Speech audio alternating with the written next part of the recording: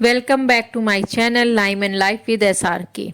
देखिए, किचन बनाने के लिए या रेनोवेट करने के लिए ना आपको सबसे पहले जो स्टेप लेना होता है वो है आपको एरिया का प्लानिंग और असेसमेंट।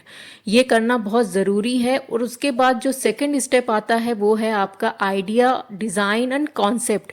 उसको इम्प्लीमेंट करने के लिए जो लोग काम करेंगे उनको सर्च करना, सर्च करने के बाद उनसे रेट लेना, आपका बजट उनका बजट मैच करना, ये सारी चीज़ों में ना बहुत टाइम लगता है। तो ये आप अपने प्लानिंग में सबसे पहले इंक्लूड करिएगा। उससे बहुत हेल्प मिलती है कि आप जब स्टेप बाय स्टेप अपना किचन बनवाते हैं तो आपको आपके हिसाब से चीज़ें मिलती हैं।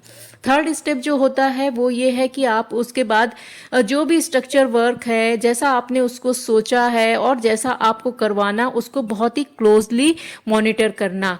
मॉनिटर करना मतलब कि आपको देखना होगा कि आपने जो भी स्ट्रक्चर बनाया था या जो लेआउट है आपके पास, उसको आपने इम्प्लीमेंट करवाना है कि नहीं करवाना है, कहाँ पर क्या चीज़ें फिक्स हो रही हैं, कहाँ पर इलेक्ट्रिक वर्क कराना है, कहाँ पर प्लम्बिंग का काम करवाना है।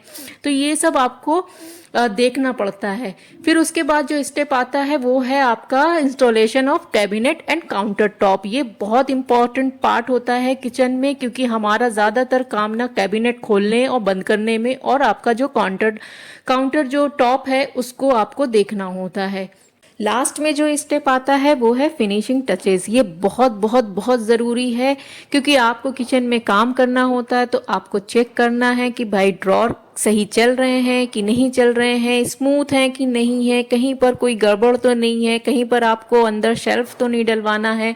प्लम्बिंग का काम देखिए, सिंक देखिए कि सिंक के लीकेज तो नहीं हो रहा है, पेंट देखिए कि कहीं पर पेंट के टचेस तो नहीं देने हैं, फॉल सीलिंग देखिए। बहुत ऐसी छोटी छोटी चीज़ें होती हैं जो आपको देखना होता है। तो जब भी आप किचन रेनोवेट करवाइए या नया बनवाइए, आप अब कंपनी से या कारपेंटर से दो तीन दिन टाइम मांगिए आपको चेक करने के लिए कि कैबिनेट चल रहे हैं कि नहीं चल रहे हैं। क्योंकि कभी कभी क्या होता है कि जब हम कैबिनेट बनवाते हैं तो वो स्मूथली नहीं बंद होते हैं। तो मुझे भी ये सारी चीज़ें दिक्कत आई थी, लेकिन मैंने उसको ठीक करवाया। Now my kitchen is ready.